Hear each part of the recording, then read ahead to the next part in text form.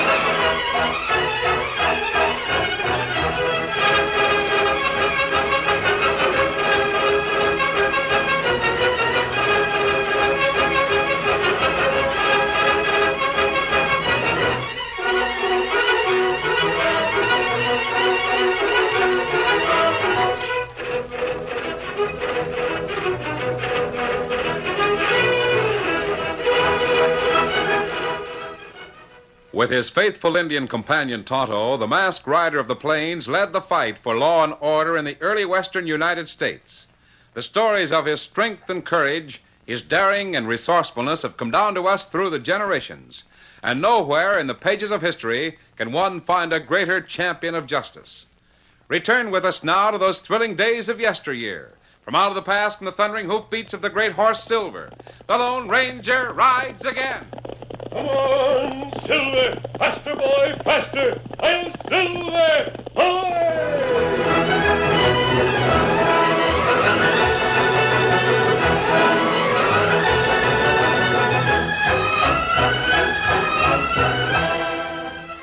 Hank Frisbee and Amos Gillingway shared an adequate income and the responsibility of bringing up their niece.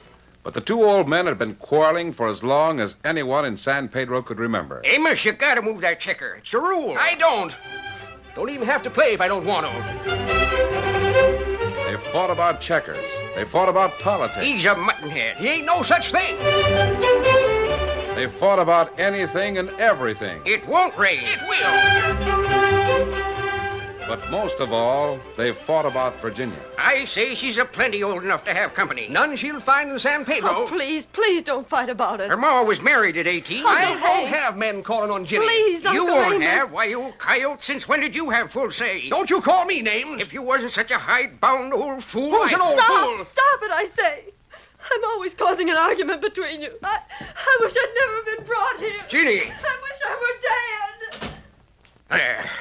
Well, I hope you're satisfied, Amos Gillingway. You sent Ginny crying next door to Ma Purdy. I didn't mean to. What? I sent her? Yes, you. There you go, throwing the blame on me. Why, you triple-twisted old fool.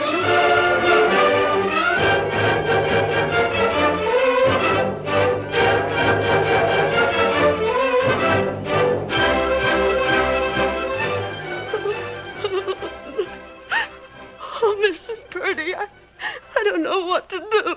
There now, honey. Don't cry. When those two get going, you just walk out on them and come here with me to the calm down. But their worst arguments are about me. It's been that way since you was a year old. I can remember when you came to live with Hank and Amos after your folks died. 17 years ago 'twas. And them was the fighting days. They argued about what you'd eat and when you'd eat and how you'd sleep. That's just it. But they fought before that, Ginny. Them two always fought. But now they fight about me. Each one thinks he knows what's best for me. They think the sun rises and sets on you, Ginny. I know they do, and I love both of them. Yeah. You can't help loving the old firecrackers. I don't want to hurt either of them, but... Well, I don't see how I can help it. How's then? Well, I wanted to see what they thought of Jack Taylor. I asked if he might call at the house. I can see where that'd start around. Uncle Amos put his foot down. hard. And they don't know you've been meeting the bank clerk here in my house, Oh, eh? mercy, no. They think I come here to visit with you. Well, that's partly true. I didn't tell them about Jack for fear they'd forbid my seeing him at all. If one of them didn't, the other would. That's why I didn't say anything. Eric Amos would be set against any man that liked you. He figures no one's good enough for his Ginny. But that's so foolish. Especially here in San Pedro. Jack's from the East. He's only been here a few weeks. And he's boarded with me all the time, Ginny. I've had a chance to watch him. You can get to know a lot about a man that boards with you. Jack Taylor is all right. He's refined and educated. He's well-bred and straightforward. Take an old woman's word for it, honey. He's all right. He's asked me to marry him. Do you love him? Yes. Well, then that's all that matters. But I can't hurt Uncle Amos. Don't you see, I've never gone against either of my uncles. I wouldn't hurt them for the world, not even for Jack Taylor. I reckon Amos would be hurt pretty deep if you defied him. He thinks so much of There was a row when I asked if Jack might call. Imagine what would happen if I asked permission to marry him. Look here, honey. Do you expect Hank and Amos to agree on the man you marry? I can't marry unless they do. Oh, they've never agreed on anything in their lives. What can I do? I'll tell you what. You wait till I see Hank leave the house. Then I'll have a talk with Amos.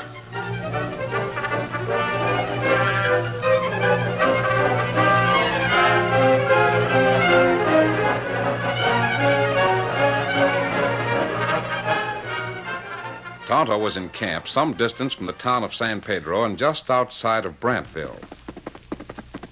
He heard approaching hoofbeats and knew by the pace that the Lone Ranger brought Silver. news. Oh, steady. You come plenty fast. What happened? Steady, big fella. Tonto, let me show you something. Oh, you got handbill. Yes. It was fastened to a tree. Here, look at it.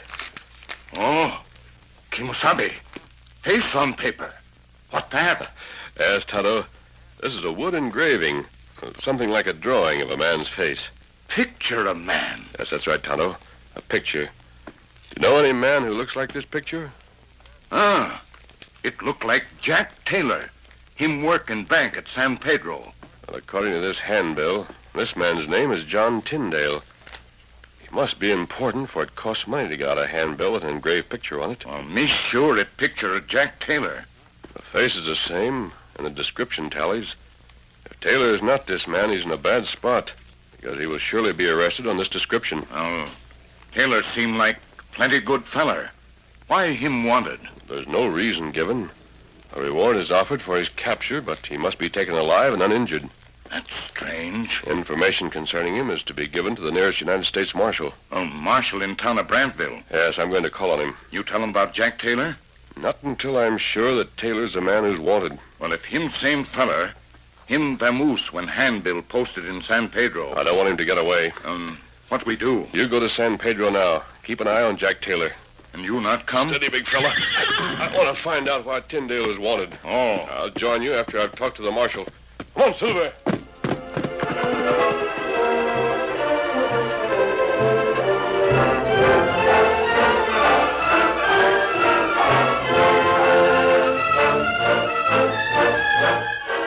A couple of hours later, the marshal and a deputy were surprised at the boldness of a tall stranger who entered their office wearing a mask. Masked by all that's... Take it easy, Marshal. I'm just here for information. You'd better volunteer some information about that mask. Who are you? Are you looking for a man named John Tyndale? Tyndale? The name's on that handbill over your desk. Tyndale? Yes. Where is he? What do you know about him? Why do you want him? What's the Secret Service that wants him? The Secret Service deals with counterfeiters. That's right. And it wouldn't do to arrest the wrong man. What do you know about Tyndale? Where is he?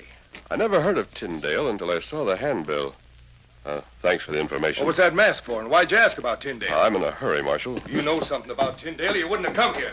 Now, you're not going through this door till I say so. That's all right. The window's open. Hold on. Here's a chair. You catch! Come back here. Confound this chair. Come back here. Come back, I say. Come on, Sam, Silver. Jim, Stu, where are you? Marshal, what's up? What's up? Follow the masked man. Who? What masked man? Where is just Thrown away, follow him. See where he goes. He knows something about John Tyndale. John Tyndale? Great day, He's the one the Secret Service is Keep the after. masked man inside. He may lead you to Tyndale. What about the Secret Service? I'll send a telegram to Washington. Tell them we got a lead. They'll probably send the nearest agent here to take charge. Now get going. All right.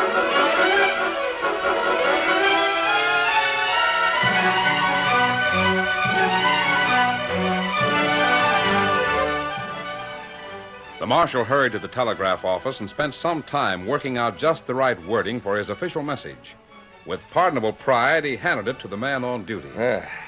Put this on the wire right away. All right, Marshal. Let's see now. It's to go to... Holy mackerel. To Washington, D.C. That's what it says. To the Secret Service. It's official and important. Get started on it. Right away. Yes, sir.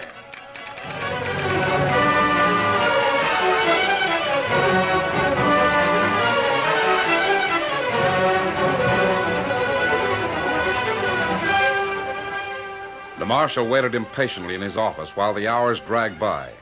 As the afternoon waned, he thought about the deputies he'd sent in pursuit of the masked man, wondering how far they'd gone. It was nearly sunset when the door of his office opened. Marshal, I got the answer to your telegram. It's come all the way from Washington. Well, let's have it. Does it say why they want Tyndale? No, it says... Now I can read it. Interested parties happen to be near Brantville and are being notified to see you. Stop. Follow all leads. Stop. Important to make capture without injury to wanted man. I couldn't figure who the interested parties might be.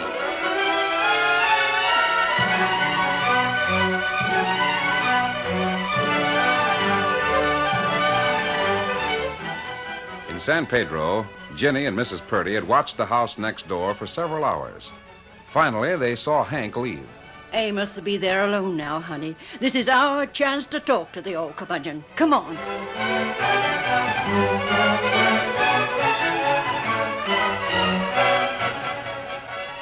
A moment later, Amos found himself facing the Mrs. Purdy and the girl for whom he would gladly have given his life.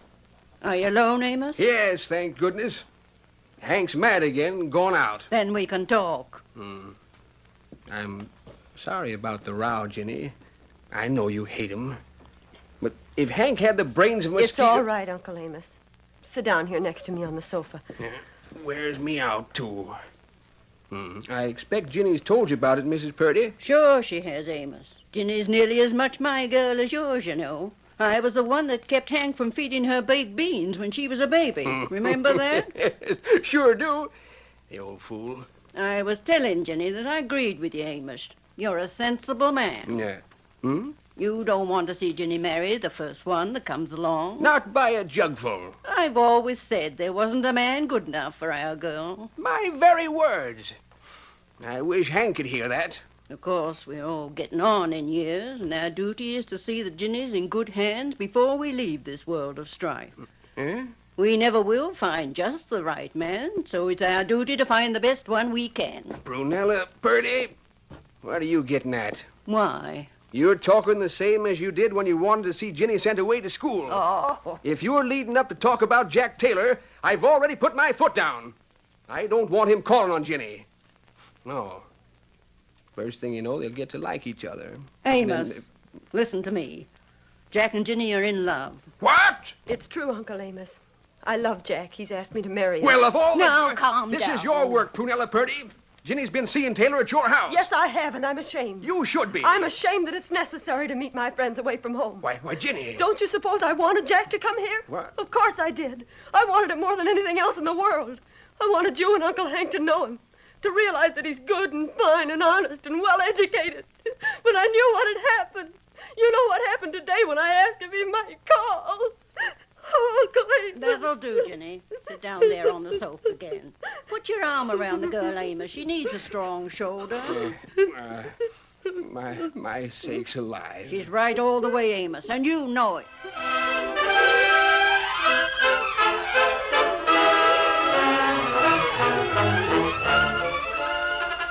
The curtain falls on the first act of our Lone Ranger story. Before the next exciting scenes, please permit us to pause for just a few moments.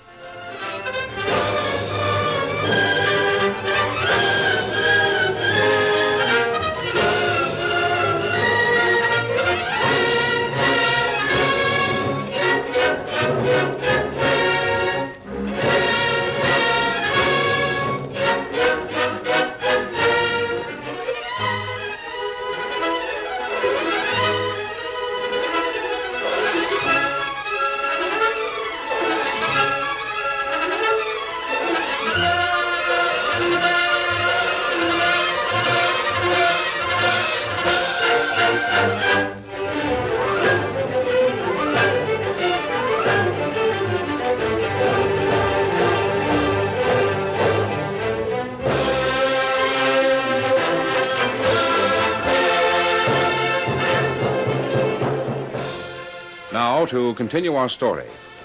Virginia's sudden flare-up had taken her Uncle Amos by surprise. Following Mrs. Purdy's suggestion, he sat down beside the girl on the sofa. Virginia's emotional outburst had upset and bewildered the old man. Dismay and bewilderment showed on his face as he looked up at Mrs. Purdy and spoke. She's never flared up so before. Don't you suppose the girl's got judgment of her own? She knows what young Taylor is like, and she wants you to know him. Now, be honest, Amos. Have you anything against him? Well, I just figured that a man of his education and all wouldn't be working in a bank in San Pedro unless he had to clear out of the East. You didn't have to leave the East, Amos. Neither did Ginny's father. Now, why don't you give Jack a chance? Well, if I knew something about his family, his background... Jack's the one Ginny is to marry, not his background. Amos, as much as the girl cares for him, she said she would never marry without the approval of both you and Hank. Is that true, Ginny? Yes, it's true. Now, look, Amos, you can't let Hank know you approve. If you do, he'll switch over. Contrary old catamount. You keep on acting like you disapprove of Jack Taylor. That'll keep Hank approving of him, see? Doggone. Will you do that, Uncle Amos? I reckon. Oh, you darling. You dear, I'm so happy. Hank, here's Hank. Now, remember. Yep. Amos. Oh, howdy, Miss Purdy. Oh, Hank, what's the matter with you? Amos, I was wrong to think that I was willing for that crook to call on Ginny. Wrong about what? Jack Taylor. What about him? He's a crook. What? Look at this handbill. He's wanted by the law. Oh, no. Taylor's all right. If Ginny cares for him, he's got to be all right. Now you're just being contrary, Amos Gillenway. There's his picture. His picture be hanged. There's a mistake somewhere. He can come here any time he likes. Now you're just being a contrary old cuss. I won't have him calling on Ginny. Oh, Mrs. Purdy. Come on, Ginny. You better come to my house. They're at it again. Who's an old fool?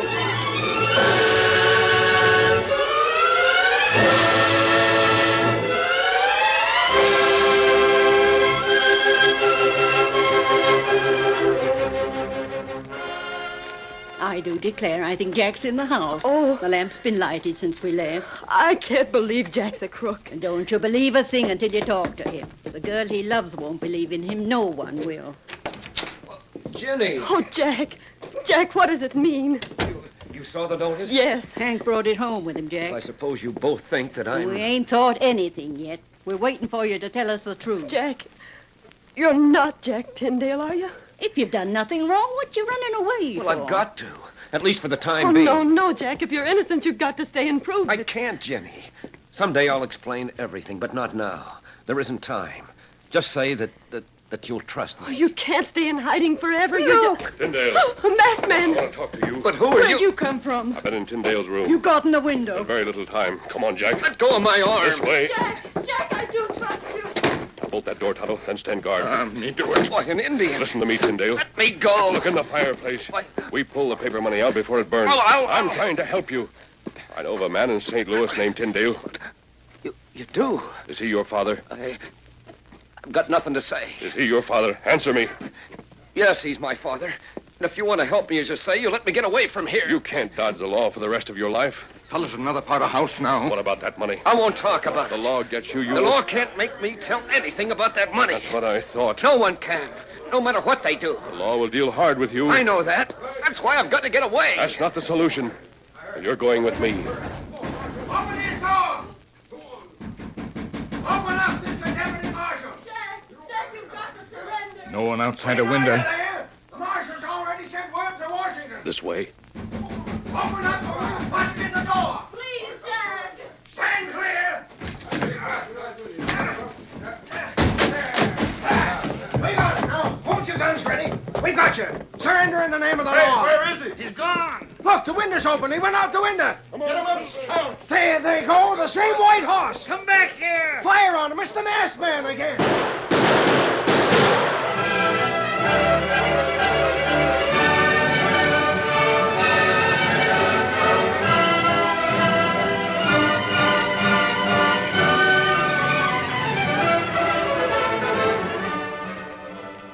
The manhunt got underway that same evening and grew in intensity during the days that followed. While the Lone Ranger and Tonto kept Jack Tyndale hidden, lawmen conducted a search that spread both far and wide. In the meantime, Hank and Amos had little to say. The two old men seemed crushed by the unhappiness that had come into the life of their niece. It's a shame. That's what it is, Hank. You're right, Amos. Right as rain. To think that I could be so mistaken about a man. It wasn't you, Amos. You were right in the first place. No. You were right, Hank. You said he was a crook after I'd changed my mind. Well, I won't argue with you, Amos. No, sir. I wish there was something we could do. Uncle Hank. Uncle Amos. I won't believe that Jack's a crook. I know, honey. It's hard to believe. But your Uncle Hank was right about him. He's got a masked man for a friend. Uncle Amos, let's talk about the weather for a change. The weather? Mm-hmm. Oh. What do you think about the weather, Hank? I reckon we'll get rain. Yeah. Well, what do you think, Uncle Amos? Hank's probably right. Oh. I figure we'll have a hard winter. I reckon you're right, Amos. I'm going next door to see Mrs. Purdy. Do you mind? No? But don't stay too late, honey. Do you mind, Uncle Hank? Anything Amos says is all right, honey. Oh, no.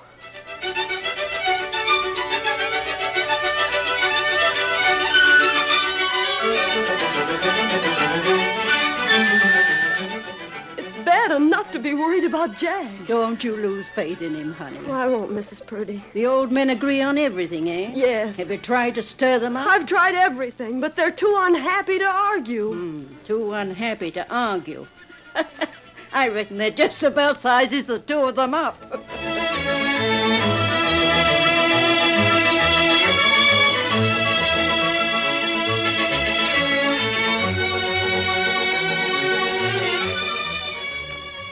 Another week elapsed. Jimmy had become desperate with the misery that was stamped so plainly on the faces and in the manner of Hank and Amos. The old man seemed to grow thin and haggard, and the spells of silence in their house grew longer and longer. And then someone rapped on the door. Oh, I'll see who it is. Howdy, ma'am. I'm the United States Marshal. Oh, yes. This is Mr. Langworth of the Secret Service. How do you do, sir? How do you do? Howdy, Inspector. My name's Amos Gillingway. This here's Hank Frisbee. Hi, Mr. Gillingway. Mr. Frisbee. I do. I'm looking for John Tyndale. He ain't here. We ain't seen him for 10 days or so. I was told that he would be here. Here? Got word over to Brantville that he'd be here. I wish he were. Young lady, are you sure you don't know where he is? I'm sure. Hey there, there's a man looking for you, folks. Who's Prunella got him to? Is this the house? That's it. He's a fine-looking gent, ain't he? My name is John Tyndale. Who? I was told to come here and Well, find... you ain't the right man. Are you sure you're John Tyndale? I've done business in St. Louis under that name for 30 years. Mr. Tyndale, I'm Langworth, Secret Service. Well, where is my son? What? Your son? Yes. I was told that I'd find Jack here. Where is he? If he's been injured, I'll make someone pay. Masked man. Well, look at him come. Hey, look who's with him. Young Tyndale. My son. It's Jack. Easy Oh, now. Jack. Jack, you've come to give yourself up. We want you, young man. Been hunting high and low Save for your you. breath, Marshal. Oh, Jenny. Jenny, golly, how I've missed you. Hello, son. Hello, Dad.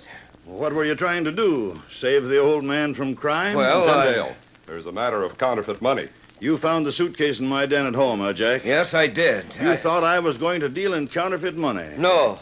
Well, you had it. So you made off with the bag. Well, I wasn't sure it was counterfeit.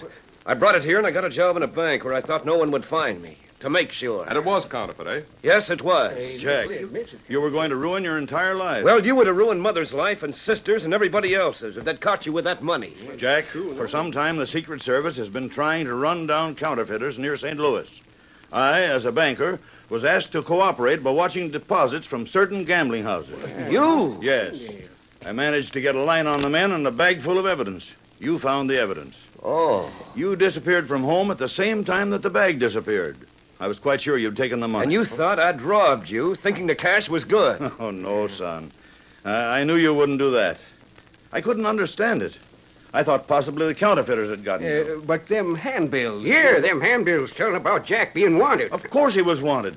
His mother and sister wanted him. So did I. The government wanted the evidence that had disappeared. Oh, Jack, why didn't you tell me? Why didn't you tell the lawman? Well, I know why he didn't tell, young lady. He didn't want to involve his father. What a time you'd have spent in jail if you hadn't told. It sure is lucky that your pa came. Well, who sent for him? Did you send for him, Jack? Well, no. I don't know who sent for Dad. I do. You do? Did you send for him, Ginny? No, but there was one man who realized that Jack would either go to jail for refusing to talk or be a fugitive forever. The masked man. Yes. Jack, he had more faith in your father's honesty than you did. Come on, fellow. We go now. Call him back. No, wait, hold on. I want to thank him. Oh, he's gone. He's gone. No use going after that horse. Well, do you mind if we all go inside where I can meet this young lady and Sure talk? thing, sure thing. Come on in. All of you. Come on, dear.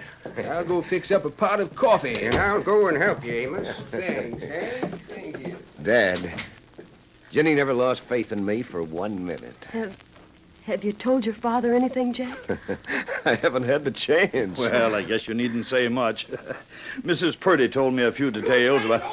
What? Don't you call me an old fool, you cussed old cat. What in the world? I'll open the door. Salt in coffee. Who ever heard of such a thing? Well, I say it's the best way. If you wasn't so cussed stubborn, They always fight when they're happy.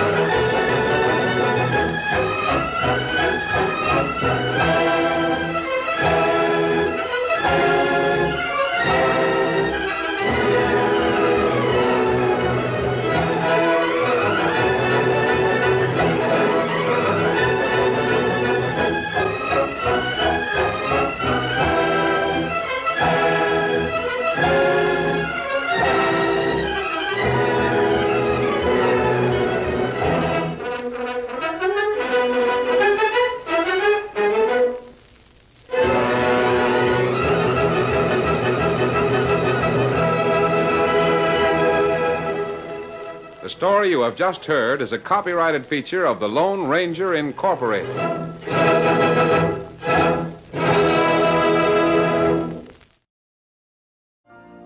You've been listening to the OTR Gold Network.